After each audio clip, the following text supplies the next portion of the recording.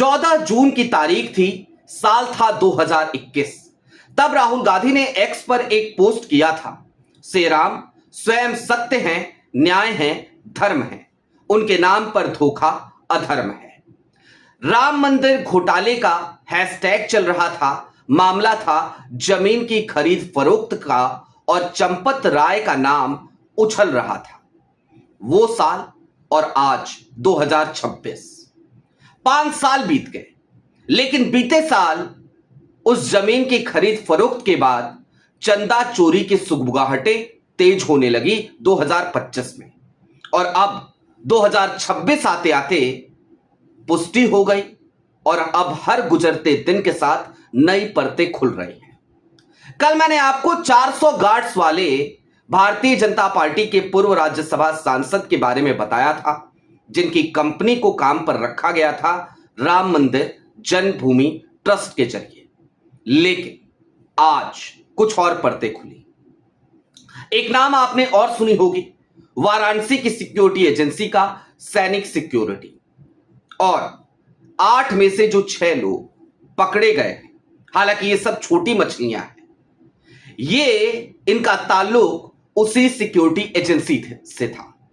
लेकिन इस security agency का ताल्लुक किससे है, यह सुनकर आप भी हैरान परेशान हो जाएंगे और आप ये सवाल पूछने लगेंगे खुद से कि क्या अब राम मंदिर घोटाले के तार देश की राजधानी दिल्ली में बैठे देश के प्रधानमंत्री से जुड़ने लगे हैं क्या?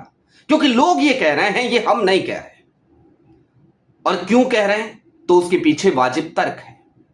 उस सिक्योरिटी एजेंसी का जो ओनर है, जो डायरेक्टर है, जिससे यूपी पुलिस ने पूछताछ की है, आखिरकार उसका मोदी जी के करीबी विधायक से कितना गहरा संबंध है, सारी बातें जरा विस्तार से करेंगे।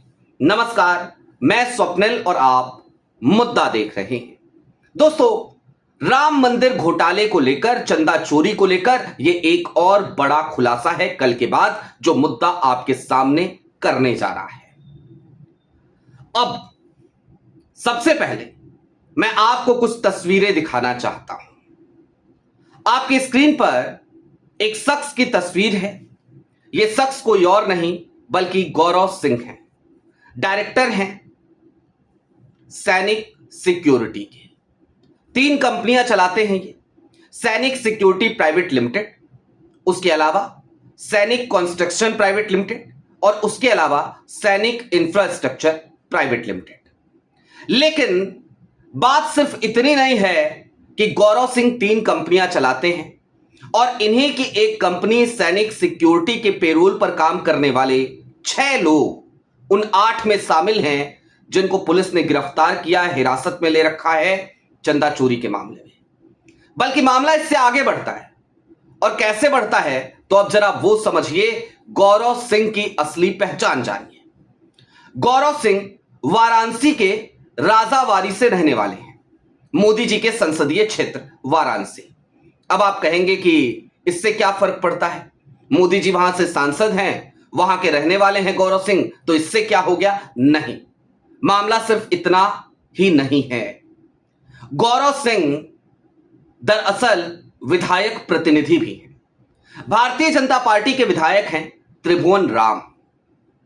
त्रिभुवन राम वाराणसी से लगी हुई सीट अजगरा के विधायक हैं। आपकी स्क्रीन पर त्रिभुवन राम के सोशल मीडिया अकाउंट का कवर पेज है, आप देख सकते हैं।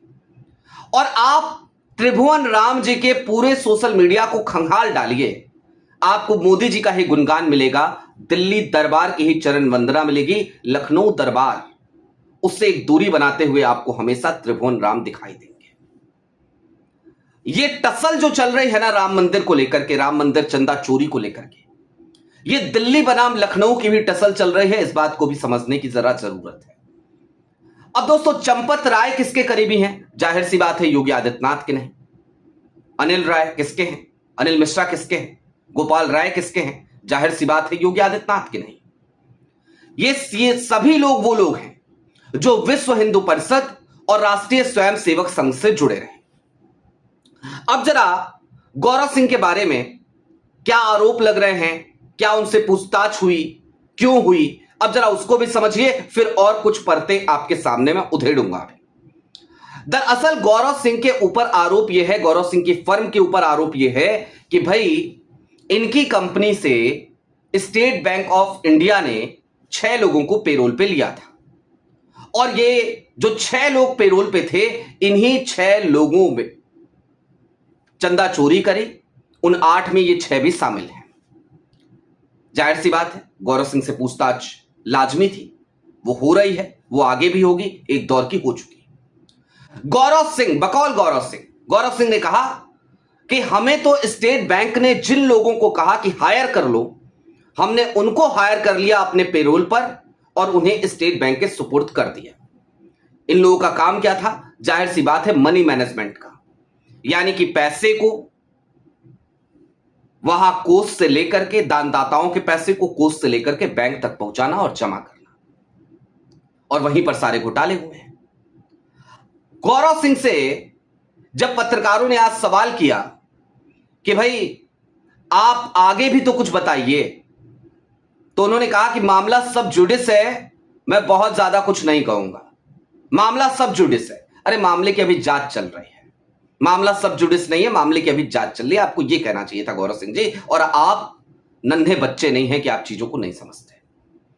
खैर, यहीं पर मत रुकिए, अभी थोड़ा सा आगे बढ़िए। कल मैंने भारतीय जनता पार्टी के सांसद महोदय, पूर्व राज्यसभा सांसद महोदय, SIS सिक्योरिटी के जो डायरेक्टर हैं RK सिन्हा जी, उनके बारे में आपको बताया था। सुप्रिया सुलेज जी ने जब प्रेस कॉन्फ्रेंस करी तो उन्होंने भारत समाचार के हवाले से यह कहा कि 400 गार्ड्स चंपत राय के निजी सेवा में कार्यरत थे और इनकी तैनाती जिस रास्ते से पैसा जाता था उस रूट पर भी थी, लिहाजा सवाल तो भाई पूछा जाना चाहिए। अब RK सिन्हा साहब तो बहुत बड़े आदमी हैं। जिस वक्त वो राज्यसभा सांसद हुआ करते थे, उस वक्त देश के सबसे अमीर राज्यसभा सांसदों में उनका नाम शुमार था।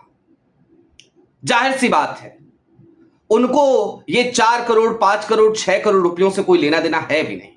मैं ये आरोप नहीं लगा रहा RK सिन्हा जी पे, लेकिन वहां पर सवाल क्या उठ रहा है, जरा उस बात को समझिएगा। और बड़ी बारीक सी ये बात है।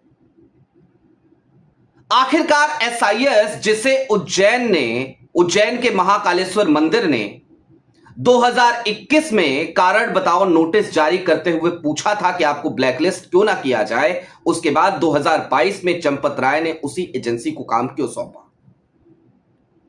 इतना ही नहीं, यह हर बार होता है SIS के साथ।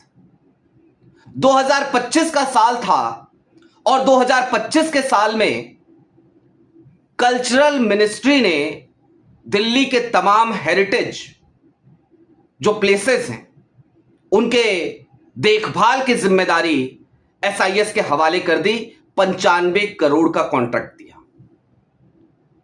एक दूसरी सिक्योरिटी एजेंसी थी, उसने चैलेंज किया इस कॉन्ट्रैक्ट को दिल्ली हाईकोर्ट में, और दिल्ली हाईकोर्ट ने तत्काल प्रभाव से उस अवार्ड को, उस कॉन्ट्रैक्ट को रद्द कर दिया। कल्चरल मिनिस्ट्री को फटकार भी लगाई। यह 2025 का मामला है, उसी SIS सिक्योरिटी का, वो जो बड़ी वाली कंपनी है जिसके 400 गार्ड्स वहां पे थे। अब दोस्तों, चलते चलते कुछ बातों को समझिए, और इसीलिए मैंने राहुल गांधी के उस बयान का शुरुआत में जिक्र किया कि श्री राम स्वयं सत्य हैं, न्याय है, धर्म है, उनके नाम पर धोखा अधर्म है, #राम मंदिर घोटाला।